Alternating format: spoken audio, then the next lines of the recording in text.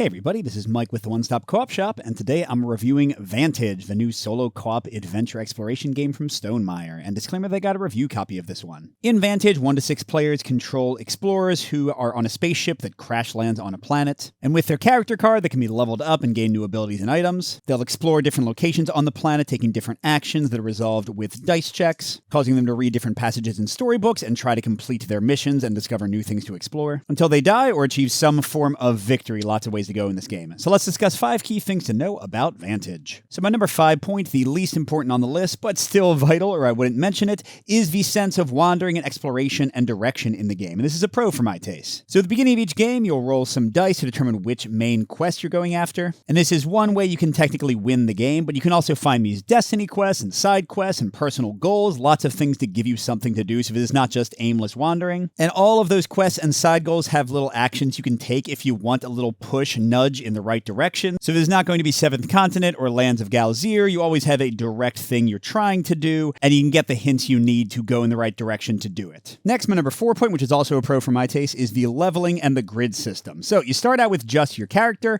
but very quickly as you explore the planet, you'll get curses, you'll get items, you'll get special abilities, you can level up your character into new forms. Just a huge variety of things to do and experience. You can become a wizard if you want. There's just so much to see here. And these cards give you very direct mitigation of certain skill tests, which naturally makes your character lean towards doing some things and avoid doing others. But yeah, you just feel really powerful. You get really cool things. You can also get like allies and friends to help you out. For me and my sons in playing this, it's one of the most fun parts of the game, just kind of discovering how our character is going to grow and become awesome in their survival journey. Now, speaking of skill tests in the previous point, this is my number 3, and this is a mix for the game, although it's going to depend a bit on your taste for randomness. So when you do skill checks in the game, you're told to roll some number of dice. Could be 1, could be 6, could be 7. Now, you do have skill tokens you can spend on your turn or on another player's turn, whether you're near them or not, to take away some of the dice they have to roll. But still, what it comes down to are half the results are going to be negative, pushing you towards defeat, and then the other half don't really hurt you at all. So you can get really swingy results, which is going to bother some people. But in the game's defense, it is very kind in letting you kind of continue on even when bad things happen. Like, it's very tough to get a full game over here.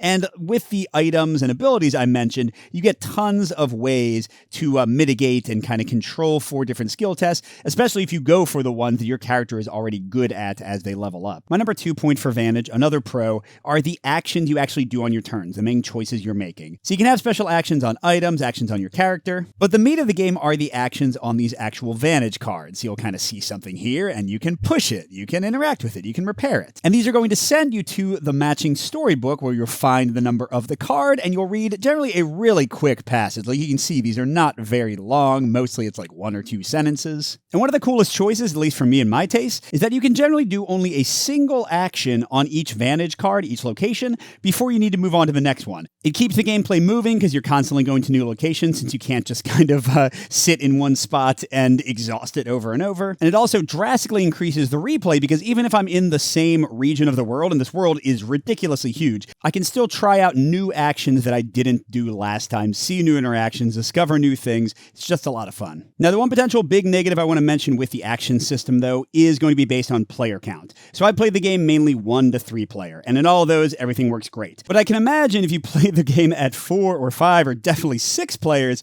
waiting 5 turns of other people finding the book and reading the entry and resolving their test, and then the next person finding the book and reading their entry and resolving the test, on, unless you are really locked in, really totally engaged in what's happening on other people's turns, you might get a little bit bored. And I have a related point for my number 1. It's the name of the game. Those are the Vantages themselves. So I've mentioned the actual actions you take on your turn, but the pictures. This is just a great, amazing decision. I've never seen something like this in a game. So you have cards like these. Oh, what the heck is that? Cards like these for every single location on this gigantic world. Like, I will tell you, I've played the game a whole bunch of times. I still think I've seen maybe, 3% of all the locations in the game, maybe. And every single location is represented with one of these pictures. And you get this like really interesting, evocative stuff. And it's not just what you see directly in front of you, but the description of the location location, the stuff you can see around you. It'll generally give you some stuff to the periphery so you can kind of see what's to the east and the west. It'll give you a good look of what's to the north. The one direction it does get left out, there's like a minor complaint, is the south, but clearly they can't give you a full like 360-degree panorama for every location. But there are lots of ways to find maps and get to a high point and look at this little book of Vantages that will show you kind of a general idea of what's around you, again, giving you some direction to your exploration. For us, for my multiplayer sessions, we have loved describing like what we see to each other and trying to figure out if we're near to each other on the planet. I think that's a lot of fun. But if your group just really wants to like stare at each other's cards all the time and gets frustrated that they can't actually see the visual of what you are talking about, it might not work as well for you and yours. So overall, if you like exploration games, if you like adventure games, if you want a really unique take on sort of survival and exploring a world in general, Vantage might be one to check out. But on the other hand, if you're looking for something with a lot more narrative, a lot more reading, or if you want something that plays great with 5 or 6 players, I think it would be a little bit tough here, with maybe too much downtime for people. But I do have a playthrough of the game on the channel with minimal spoilers if you want to check that out and see if the game seems right for you. Thanks for watching, everybody. Good gaming, and I'll see you at the next stop.